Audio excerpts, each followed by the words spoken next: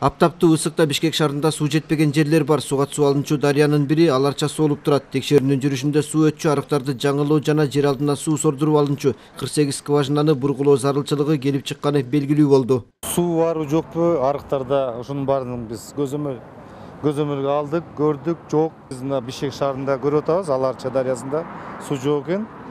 Эң негизги бул биринчиси бул толугу менен эгерде биздин Бишкегибиз жашыл болсун десек, анда скважина аркылуу капельное орошение жасатып, иштетип, ишке ашырыш керекпиз. Баш калаанын ирригация тутумунун жетиштүү деңгээлде каралбай жатышынын дагы бир себеби жашылдандыруу муниципалдык ишканасы менен суу чарба бөлүмү биригип иш алып баруусу. Бир кызматка бөлүнгөн каражат шаарды суга суу менен камсыздоого аздык кылат. Мисалы, быйыл шаар бюджетинен 6 чакырым каналды жакшыртууга жана 4 скважина бургулоого акча бөлүнгөн. Азыр эки ишкана бардыгы бир болгонуна байланыштуу шаардан чактуу гана бюджет бөлүнөт шаардык муниципалдык кызматка. Ал эми эки служба боло турган болсо, бул жерде өзүнчө суу багытында иш жүргүзгөнүнө байланыштуу башка жактардан, булактардан дагы грант түрүндө жана башка түрлөрүн жардам иретинде алганга мүмкүнчүлүк түзүлөт.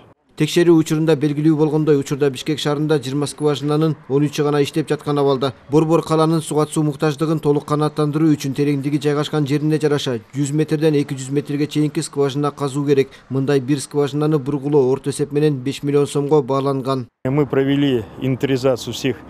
Азыр баарын текшерип чыктык. Мэр өзүнчө суга суу тармагын тейлеген кызмат ачуу чечимин кабыл алды. Андан тышкары акырындык менен тамчылатып сугарууга өтөбүз.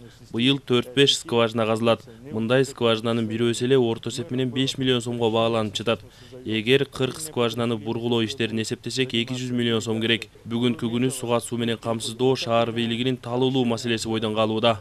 Бишкек скважиналардан тышкары 3 булактан, Аламүдүн жана Аларча дарыяларынан жана Чоң Чүй каналынан сугарылат. Акыркы жылдары суу жетишсиз болуп калган учурда муниципалдык кызмат унаа менен суу ташып сугарышат. Министрлер кабинетинин төрагасынын орун басары тарабынан тиешелүү кызматтарга бир жуманын ичинде жашыл аянттарды жетиштүү сугаруу маселесин чечүү жана жакынкы аралыкта жаңы скважиналарды бургулоо мүмкүнчүлүгүн табуу тапшырмасы берилди.